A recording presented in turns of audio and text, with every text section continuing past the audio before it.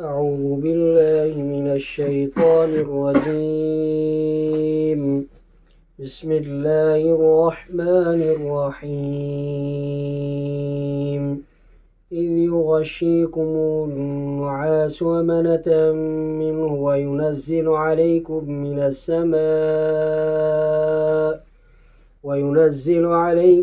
السماء ماء ليطهر به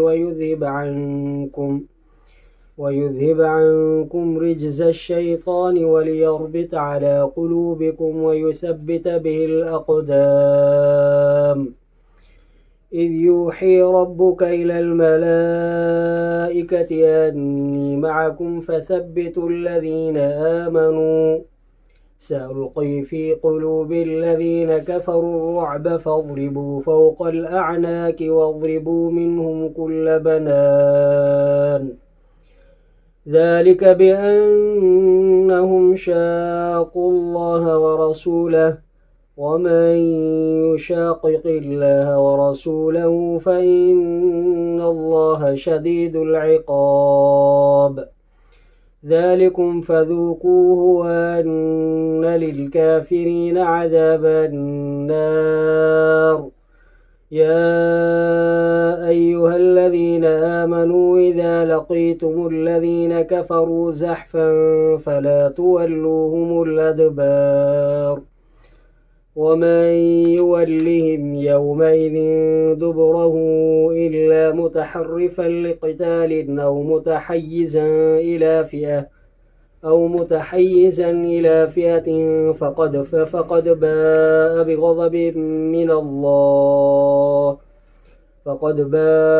بغضب من الله ومأواه جهنم وبئس المصير.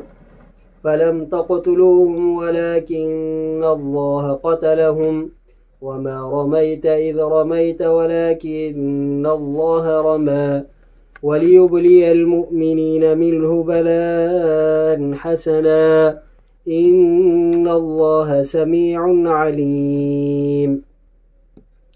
ذلكم وأن الله موهن كيد الكافرين. إن تستفتحوا فقد جاءكم الفتح وإن تنتهوا فهو خير لكم وإن تعودوا نعد ولن تغني عنكم فئتكم شيئا ولو كثرت وأن الله مع المؤمنين. صدق الله العظيم. जहाँ वक्त विधाई तव्हां ते ओझड़ा की करार जे लाइ पंहिंजे तरफ़ां ऐं लाथाई तव्हां जे मथां आसमान खां पाणी जीअं पाक करे अव्हां खे उन सां ऐं दफ़ा करे अव्हां खां वसवसो शैतान जो ऐं जीअं ॾाढो करे अव्हां जे दिलनि खे ऐं ॼमाए रखे उन ई सां तव्हां जा पेर। जंहिं वक़्तु वही कयो तुंहिंजे रब मलाइकनि ॾांहुं त आऊं अव्हां सां गॾु आहियां, उहो हिमत ॾियारियो उन्हनि खे जिन ईमान आंदो। इझो विझां थो दिलनि में काफ़रनि खे दहशत, पोइ धक हणो काफ़रनि जे कंधनि ते ऐं कुटियो उन्हनि जा संध। उहो हिन लाइ त उन्हनि मुखालिफ़त कई अल्लाह जी ऐं उन जे रसूल जी, ऐं जेको मुखालिफ़त कंदो अल्लाह ऐं उन जे रसूल जी पोइ बेशक अल्लाह सख़्तु अज़ाब कंदड़ आहे। ओ अथव पोइ चखी वठो उनखे ऐं बेशक काफ़रनि लाइ आहे अज़ाब बाह जो। ए ईमान वारो, जॾहिं मुक़ाबिलो करियो काफ़रनि सां मैदान जंग में त न फेराए ॾियो उन्हनि खे पुठियूं, ऐं जेको फिरी भॼंदो उन्हनि खां तंहिं ॾींहुं पुठी ॾेई सवाइ जंगी कारनामे ॾेखारण लाइ या गॾिजण लाइ टोलीअ में, त उहो मोटियो ॾमर सां अल्लाह जे ऐं जाइ उन जी जहन्नम आहे ऐं उहा बुछड़ी आहे जा मोटण जी। पोइ न क़तल कयो हो तव्हां उन्हनि खे, पर अल्लाह क़तल कयो हो उन्हनि खे, ऐं न चुटियो तूं उन्हनि खे जॾहिं तूं पथरियूं हयूं, पर अल्लाह चुटियो उन्हनि खे जीअं करे ईमान वारनि ते पंहिंजे तरफ़ां महिरबानी सुहिणी। बेशक अल्लाह ॿुधंदड़ ॼाणंदड़ आहे। उहो अथव ऐं अल्लाह कमज़ोर कंदड़ आहे रिथा काफ़रनि जी। ए काफ़रो,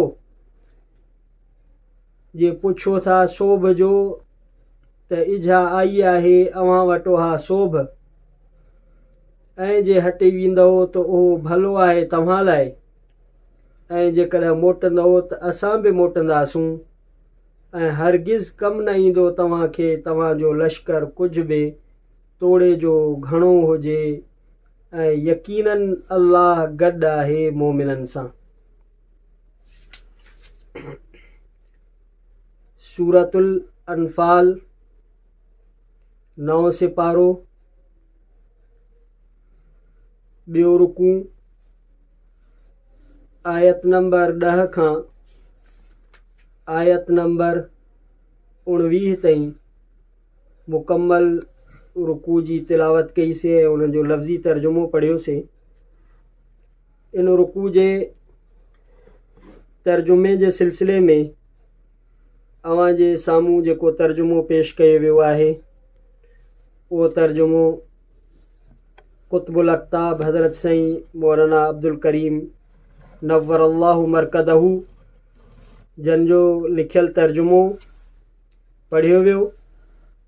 ऐं इन दर्स जे तर्जुमे जे सिलसिले में मुंहिंजे ज़ेरे मुताले जेके तर्जुमा आहिनि, उन्हनि में हज़रत साईं मौलाना ताज मोहम्मद अमरोटी, हज़रत मौलाना मोहम्मद मदनी, अल्लामा अली खां नबड़ो ऐं मखदूम नूह सरवर जो फ़ारसी ऐं उर्दू तर्जुमो, ऐं उस्ताद ग़ुलाम रसूल मेमुण पिरियाले वारनि जो तर्जुमो, ऐं अंग्रेज़ी में नोबल क़ुरान जेको मुफ्ती मोहम्मद तकी उस्मानी साहब जो लिखियलु आहे।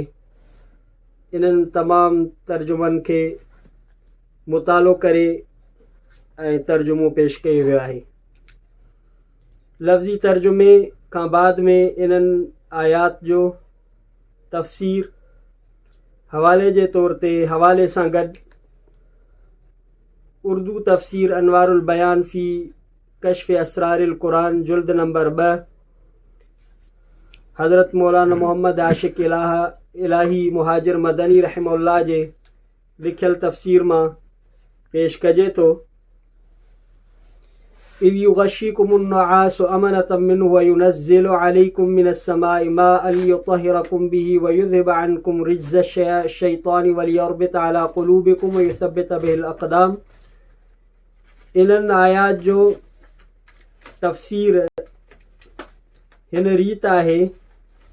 अल्लाह जल्ल शानू मुसलमाननि ते इनाम फ़रमायो जो परेशानी दूर कई, उन्हनि ते ऊंघ विधाई, जीअं जो ग़ज़व उहद जे मौक़े ते ऊंघ मोकिली हुयईं, जंहिंजो ज़िक्र सूरह आल इमरान में गुज़री चुको आहे। उन ऊंघ जो फ़ाइदो इहो थियो त उहे जेका तकलीफ़ महसूसु करे रहिया हुआ, उन जो अहसासु ख़तमु थी वियो, छो जो निंड हर शइ खां गाफ़िल करे छॾींदी आहे, ख़ुशीअ खां बि ऐं ग़म खां बि, ऐं उन्हनि जी इहा परेशानी ख़तमु थी वई। सैयदना हज़रत अली मुर्तज़ा रज़ियल्लाहु तआला अन्हु बयानु फ़रमायो आहे, असां सभु ते निंड जो ग़लबो थी वियो, मगर रसूलुल्लाह सल्लल्लाहु अलैहि वसल्लम सुबुह ताईं बराबरि निमाज़ में मशगूल रहिया, कमा फ़ी दुर्रिल मंसूर। ऐं अल्लाह ताला मींहुं वसायो, उन मींहं जा 2 फ़ाइदा थिया, हिकु त विझण जो, धोइण वग़ैरह जो ऐं पाणी पीअण जो, ऐं ॿियो शैतान जेके क़ुलूब में नापाक वसवसा विधा हुया, इन मींहुं उन्हनि वसवसनि जे इज़ाले जो सबबु बणियो। ॿियो हीउ बि फ़ाइदो थियो त मुसलमान जंहिं जॻह ते क़याम पज़ीर हुया, उते वारी हुई, ऐं उहो पाणी मींहुं वसण जे करे वारी ॼमी वई, ऐं जंहिं जॻह ते मुशरिकीन हुया उते गप थी वई। तफ़सीर इब्न कसीर सफ़ो 521 जुल्द नंबर 2 में आहे त हज़रत इब्न अब्बास रज़ी अल्लाह ताला अन्हु बयानु फरमायो आहे, जॾहिं रसूलुल्लाह सल्लल्लाहु अलैहि वसल्लम बदर तशरीफ़ फरमा थिया ऐं उते क़याम फरमायूं त उते पाण सल्लल्लाहु अलैहि वसल्लम ऐं मुशरिकीन जे दरमियान तमामु घणी वारी हुई ऐं उन वारी में जंग करणु मुश्किल हुई ऐं मुसलमाननि खे पाणी जी बि ज़रूरत हुई। लिहाज़ा शैतान उन्हनि जे दिलनि में विसविसो विझे पियो, तव्हां ही ख़्यालु कयो था त तव्हां अलाह जा दोस्त आहियो ऐं तव्हां जे अंदरि ख़ुदा जो रसूल सल्लल्लाहु अलैहि वसल्लम आहे ऐं हाल ही आहे जो पाणी ते मुशरिकीन कब्ज़ो करे छॾियो आहे ऐं तव्हां हालत जनाबत में बि तव्हांखे ज़रूरत पए थी पाणी जी। उन खां पोइ अल्लाह ताला ख़ूब मींहुं वसायो, लिहाज़ा मुसलमाननि पाणी पीतो ऐं पाकई हासिल कई, जंहिंसां उन्हनि जी ज़ाहिरी नजासत दूर थी वई। अल्लाह ताला शैतान जे वसवसनि खे दूर फरमायो, जंहिंसां हर क़िस्म खे जी उन्हनि खे पाकाई हासिल थी पई। उन खां पोइ जीअं के आयतूं आहिनि, इव यूही रब्बुका इलल मलाइका, इन आयात जे तफ़सीर जे सिलसिले में तफ़सीर में हिन रीत लिखियलु आहे, जॾहिं तव्हांजे रब फ़रिश्तनि खे हुकुम ॾिनो त मोमिनीन जे क़ुलूब खे मज़बूत कयो ऐं उन्हनि खे साबित रखो, मां तव्हां सां आहियां, यानी तव्हांजो मददगार आहियां। ऐं इहो वाइदो बि फरमाई त काफ़रनि जे दिलनि में रोब विझंदुमि। अल्लाह ताला इन वाइदे खे पूरो फरमायो। मुसलमान ॼमी करे लड़िया ऐं जंग कयूं, काफ़िर मक़तूल थिया ऐं मग़लूब थिया ऐं क़ैदी थिया। फ़ज़रिबू फ़ौक़ल आनाक, उन जे बारे में बाज़ मुफ़स्सिरीन फरमायो आहे त इहो फ़रिश्तनि खे हुकुम हो त मुशरिकनि खे धक हणनि गर्दननि ते। बाज़ रिवायत हदीस में मालूम थिए थो त फ़रिश्तनि जंग कई ऐं बाज़ काफ़रनि खे मारियो, जीअं पहिरें तफ़सीर में ॿुधायो वियो आहे। फ़रिश्तनि जो वॾो कमु इहो त मुसलमाननि जी हौसला अफ़ज़ाई करणु, उन्हनि खे हिम्मत ॾियारणु। उन जे लाइ अल्लाह ताला फ़रिश्तनि खे मोकिलियो ऐं उहे अल्लाह ताला जे हुकुम सां ग़ज़वा बदर में शरीक थिया। ग़ज़वा बदर में फ़रिश्तनि जे क़िताल जे बारे में मुतअद्दिद रिवायात हदीस ऐं सीरत जे किताबनि में मरवी आहे। हज़रत इब्न अब्बास रज़ी अल्लाह तआला अन्हुमा फरमाइनि था, बदर जे ॾींहुं फ़रिश्तनि जी निशानी ही हुई जो उन्हनि अछा पटका ॿधल हुया उन्हनि खे, जिन जा तुरा पुठी ते रखियल हुयनि, विधल हुयनि। अलबत्ता हज़रत जिब्रील अलैहिस्सलातु वस्सलाम जो पटको ज़र्द रंग जो हुयो। हज़रत इब्न अब्बास रज़ी अल्लाह तआला अन्हु ही बि फरमाए त बदर खां अलावा कंहिं ॿिए मौक़े ते फ़रिश्तनि क़िताल न कयो आहे, जीअं अल बिदाया व निहाया सफ़ो नंबर 281 जुल्द 3 में आहे। हज़रत इब्न अब्बास रज़ी अल्लाह तआला अन्हु ग़ज़वा बदर जो हिकिड़ो ही वाक़ियो बि बयानु कयो आहे त हिकु मुसलमान हिकु मुशरिक जे पोयों डोड़े पियो। उन पंहिंजे साम्हूं कोड़े लॻण जो ऐं घोड़े सवार जो आवाज़ु ॿुधो, जेको पंहिंजे घोड़े खे हीअं चए पियो, अक़दिम हैज़ूम, ए हैज़ूम अॻिते वधि। हैज़ूम उन फ़रिश्ते जो घोड़े जो नालो हो। अचानक को मुसलमान छा थो ॾिसे जो मुशरिक उन जे साम्हूं किरियो पियो आहे। उन ते जेके नज़रूं विझे ॾिसे त उन जे नक ते धक लॻल आहे ऐं उन जे मुंहं खे कोड़े जे ज़रब सां चीरियो वियो आहे। इहा ॻाल्हि रसूलुल्लाह सल्लल्लाहु अलैहि वसल्लम सां बयानु कयईं। पाण करीम सल्लल्लाहु अलैहि वसल्लम फरमायो, सच चयो, उन इहो फ़रिश्तनि जो कमु आहे जेको 3 आसमान खां मदद जे लाइ आया हुया। सही मुस्लिम सफ़ो 93 जुल्द नंबर 2। हज़रत इब्न अब्बास रज़ी अल्लाह तआला अन्हुमा ही बि बयानु फरमाया त फ़रिश्तनि मक़तूलिन जे गर्दननि ते धक हया ऐं उन्हनि जे आङुरियुनि जे पोरनि ते अहिड़ा निशान हुया ॼण त बाहि साड़ियो आहे। हज़रत अबू बुरदा रज़ियल्लाहु तआला अन्हु बयानु कयो आहे त मां बदर जे ॾींहुं कटियल 3 मुंडियूं खणी करे रसूलुल्लाह सल्लल्लाहु अलैहि वसल्लम जी ख़िदमत में हाज़िर थियुमि ऐं मां साईं जे साम्हूं रखियूं ऐं अर्ज़ु कयो त उन्हनि मां 2 शख़्सनि खे त असां क़त्लु कयो आहे, 3 शख़्स खे हिकिड़े ड्रिघो कद वारो माण्हू आयो उन क़त्लु कयो आहे।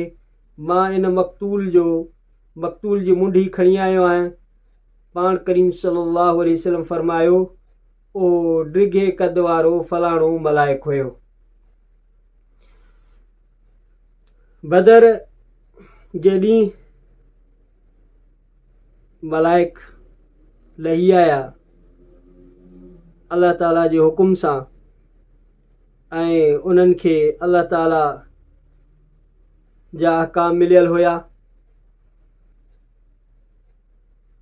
पोइ फ़ज़रिबू फ़ौक़ल आनाक ऐं कुल बनान जो ख़िताब कंहिंखे हुयो?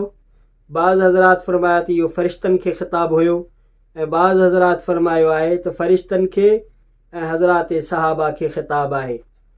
आनाक ऐं बनान जो ज़िक्र ख़ुसूसियत सां ज़िक्र करण में इहा हिकमत मालूम थिए थी त गर्दन जे कटिजी वञण सां माण्हू मरी वेंदो आहे ऐं आङुरियुनि जे पोरनि ते धक हणण सां अगरचे मरंदो न आहे पर हथियार खणण जे क़ाबिल न रहंदो आहे ऐं जंग करण खां आजिज़ थी वेंदो आहे।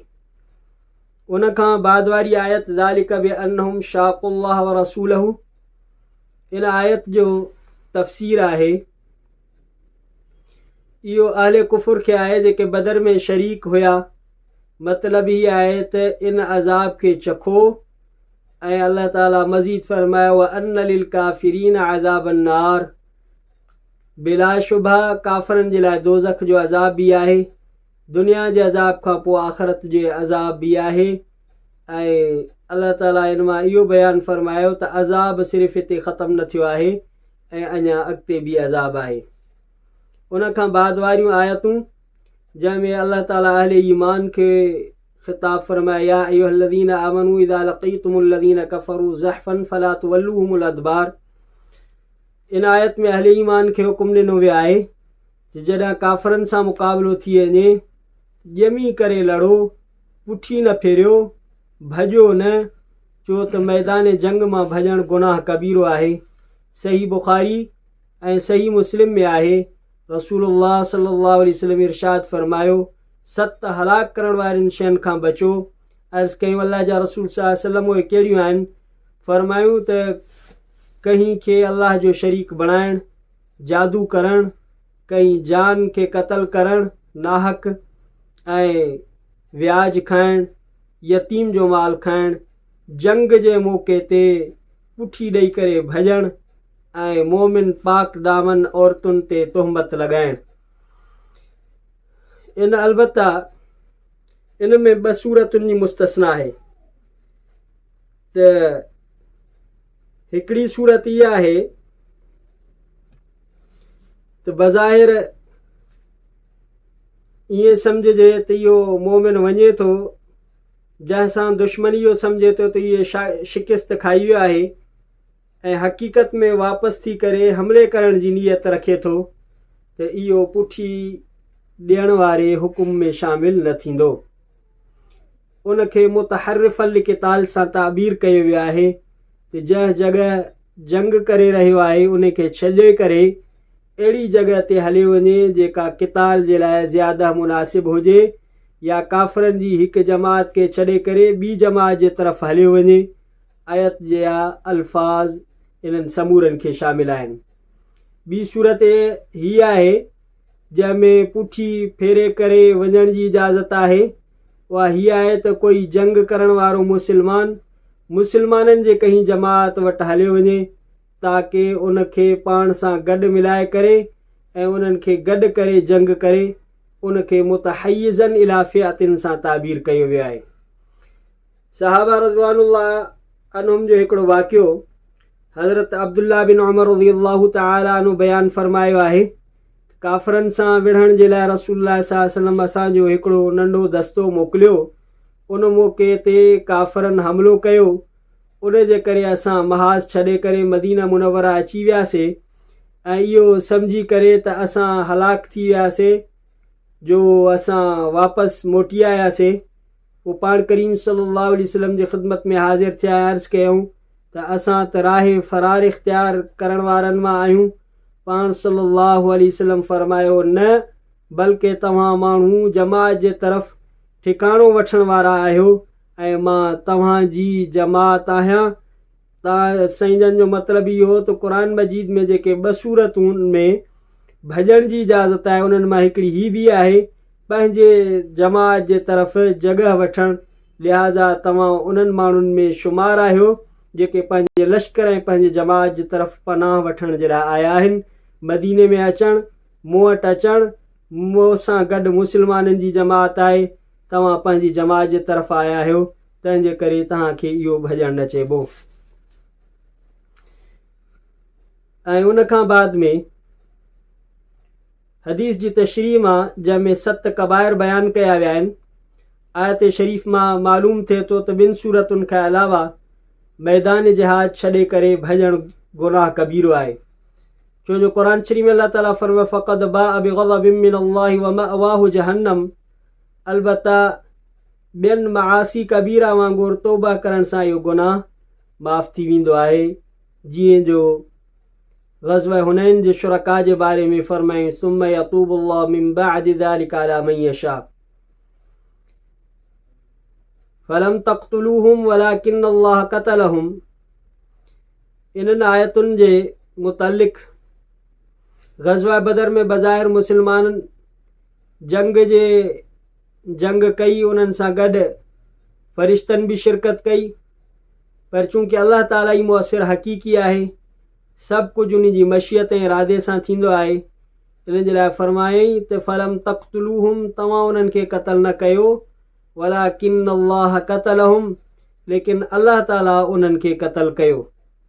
ग़ज़वा बदर जे मौक़े ते हीउ वाक़ियो बि पेश आयो त हज़रत जिब्रील अलैहिस्सलातु वस्सलाम रसूलुल्लाह सल्लल्लाहु अलैहि वसल्लम जी ख़िदमत में अर्ज़ु कयो, तव्हां मिटी जी हिकु मुठ भरे करे दुश्मन जे तरफ़ फिटी कयो।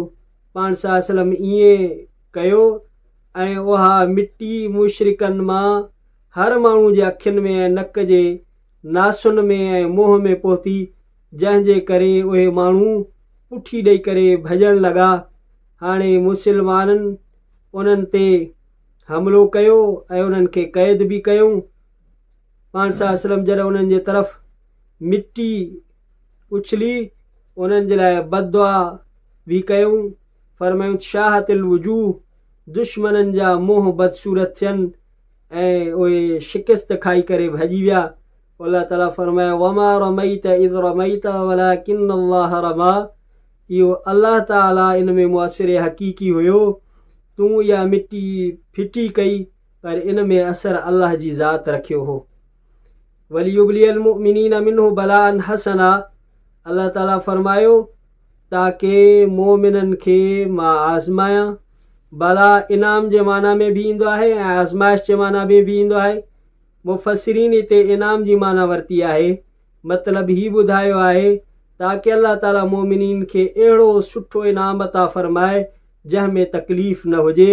अल्लाह ताला जेको काफ़रनि खे क़तल कयो ऐं मिटीअ जे मुठ सां उन्हनि जे अखियुनि में पहुचाई, उन्हनि खे शिकस्त ॾिनी, जंहिंजे करे अहले ईमान खे फ़तह याबी ऐं ज़फ़र याबी थी। इहो अल्लाह ताला जो वॾो इनाम हुयो। इन्नल्लाह समीउन अलीम, बेशक अल्लाह ताला मुसलमाननि जी दुआ ॿुधी, फ़रियाद रसी कई, मदद फरमाई, छो त अल्लाह ताला ॼाणींदड़ आहे। ज़ालिकुम व अन्नल्लाह मूहिनु कैदिल काफ़िरीन, ॿियो अल्लाह ताला जो इनाम इहो हो त बदर जे मौक़े ते दुश्मन तमामु घणा हुया, उन्हनि वटि साज़ो सामान तमामु घणा हुया, पंहिंजे ख़्याल ख़ाम में मुसलमाननि खे शिकस्त ॾियण जे लाइ आया हुया, पर उन्हनि जूं समूरियूं तदबीरूं ख़तमु थी वियूं ऐं उहे क़ैदी बणिजी विया, शिकस्त खाई विया। अल्लाह ताला मुसलमाननि खे, अहले ईमान खे मोमिनीन खे ऐं हुज़ूर सल्लल्लाहु अलैहि वसल्लम जे लश्कर खे कामयाबी अता फरमाई। आख़िरी आयत में अल्लाह ताला फरमाए इन तस्तफ्तिहू फ़क़द जाअकुमुल फ़त्ह।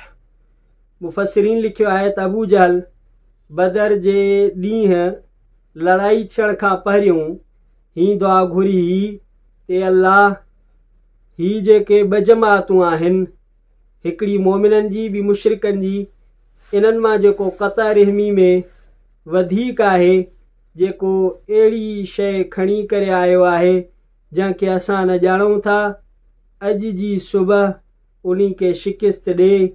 ऐं हिकिड़ी रिवायत में ही बि अचे थो जॾहिं मुशरिकीन बदर जे लाइ रवाना थियण लॻा, काबे शरीफ़ जे पर्दे खे पकिड़े करे अल्लाह ताला खां मदद तलब कनि पिया ऐं हीअं चवनि पिया त अल्लाह ॿिन्ही लश्करनि मां जेको लश्कर तो अकरम ऐं बहितर आहे उन जी मदद फरमा। इब्न कसीर सफ़ो नंबर 296 जुल्द नंबर 2। ऐं हिकिड़ी रिवायत में ही बि आहे जॾहिं बदर जे ॾींहुं ॿई जमातूं मुक़ाबिल थियूं त अबू जहल चयो ए अल्लाह असांजो दीन क़दीम आहे ऐं मुहम्मद सल्लल्लाहु अलैहि वसल्लम जो दीन नओं आहे। ॿिन्ही दीननि मां जेको दीन तोखे महबूब हुजे ऐं तूं उन खां राज़ी हुजे, उन्ही दीन जे असहाब जी मदद फरमा। रूहुल मानी सफ़ो 187 जुल्द नंबर 9। मुशरिकीन इहा दुआ कई हुई जंहिंमें अबू जहल पेश हुयो। अल्लाह ताला दुआ क़बूल फरमाई ऐं जेको दीन अल्लाह वटि महबूब हुयो उन्ही दीन यानी इस्लाम जे मञण वारनि जी मदद फरमायई ऐं उन्हनि खे फ़तह याब फरमायई। ऐं आयत बाला में उन्ही जो ज़िक्र आहे त तव्हां जेका दुआ कई हुई, हक़ ऐं बातिल जो फ़ैसिलो घुरियो हुयो, उहो फ़ैसिलो तव्हांजे साम्हूं अची वियो। अहले हक़ जी अल्लाह ताला मदद फरमाई। हाणे तव्हां पंहिंजी दुआ जे मुताबिक़ बि कुफ़ुर ते बाक़ी रहण जो कोई मौक़ो न रहियो। वइन तंतहू फ़हुव ख़ैरुल लकुम। ऐं जेकॾहिं तव्हां नबी सल्लल्लाहु अलैहि वसल्लम जे दुश्मनी खां ऐं सईं जे मुक़ाबले में जंग जे लाइ आमादा थियण खां बाज़ ईंदो त इहो तव्हांजे लाइ बहितर आहे। इहो ख़िताबु उन्हनि काफ़रनि खे हुयो जेको क़ैद कया विया हुआ ऐं जेके काफ़िर मक्का मुअज़्ज़मा में रहियल हुया, जंग में शिरकत न कई हुयूं। उन्हनि खे अल्लाह ताला फरमायो व इन तऊदू नउद, जेकॾहिं तव्हां वरी इहो ई कमु कंदो जेको पहिरियों कयो हो, यानी जेकॾहिं तव्हां रसूलुल्लाह सल्लल्लाहु अलैहि वसल्लम सां जंग करण जा मनसूबा ठाहींदो, जंग करण जे लाइ निकिरंदो, पोइ असां बि इहो कंदासीं जेको मज़कूर जंग यानी ग़ज़वा बदर जे मौक़े ते कयोसीं, यानी अहले ईमान जी मदद कईसीं, उन्हनि खे फ़तह याबी ॾिनीसीं। पोइ तव्हां ज़लील ऐं ख़्वार थियो। वलन तुग़नी अन्कुम फ़िअतुकुम शैअन वलौ कसरत। ऐं तव्हांजी जमात तव्हांखे कमु न आई, खणी जो घणी हुजे। व अन्नल्लाह मअल मुमिनीन, अल्लाह मोमिननि सां आहे। इन आयत जे नाज़िल थियण खां पोइ मुशरिकीन मक्का जे लाइ इन ॻाल्हि खे सोचण जी गुंजाइश न रही तो उहे मुस्लमाननि जे ख़िलाफ़ ॿीहर जंग करण जो इरादो कनि। हमेशह जे लाइ मुस्तक़िल ऐलान फरमायो अल्लाह ताला व अन्नल्लाह मअल मुमिनीन, अल्लाह ताला मोमिननि सां गॾु आहे। लेकिन मुशरिकीन जी पोइ बि अखि न खुली ऐं ग़ज़वा अहज़ाब में पोइ क़बीलनि ऐं जमातुनि खे वठी करे मदीना मुनव्वरा ते चढ़ाई कयूं। अल्लाह ताला पंहिंजो वाइदो पूरो फरमायो। उन्हनि जी वॾी भारी जमीयत उहा भॼी वई, शिकिस्त खाई वई। अल्लाह ताला मदद हमेशह मुस्लमाननि सां कई आहे। अल्लाह ताला हमेशह मुस्लमाननि जो मददगार रहियो आहे। जेका मुस्लमाननि जी जमात हुई उन्ही खे अल्लाह ताला कामयाबी अता फरमाई ऐं अल्लाह ताला फरमायो त मां मोमिननि सां गॾु आहियां। अल्लाह ताला पंहिंजे बारगाह में अॼोके दर्स खे क़बूल मक़बूल मंज़ूर फरमाए। अॼोके दर्स जे सिलसिले में जिन जेके तफ़सीर ज़ेर मुताले रहिया उन्हनि में तफ़सीर वसीत आहे अरबी में ऐं सफ़वत तफ़ासीर मुहम्मद अली साबूनी रहमुल्लाह जो, इहो बि अरबी में आहे। तफ़सीर माजिदी उर्दू में, दुर्रे मंसूर अरबी में, तफ़सीर मज़हरी मारिफुल क़ुरान मौलाना मोहम्मद इदरीस कांधलवी जो ऐं मारिफुल क़ुरान मुफ्ती शफ़ी मोहम्मद रहमहुल्लाह जो, गुलदस्ता तफ़ासीर, तफ़सीर मदारिक, तफ़सीर कबीर ऐं ॿिया काफ़ी तफ़ासीर, तफ़सीर ख़ाज़िन, मुकम्मल बयानुल क़ुरान ऐं तफ़सीर जसास वग़ैरह जहिड़ा तफ़सीर मुताले में रहिया ऐं अॼोके दर्स इन्हनि तफ़ासीर जे मुताले खां बाद में पेश कयो वियो। अल्लाह ताला पंहिंजी बारगाह में क़बूल व मक़बूल मंज़ूर फ़रमाए। सदक़ल्लाहुल अलीयुल अज़ीम व सदक़ रसूलुहुन नबीयुल करीम।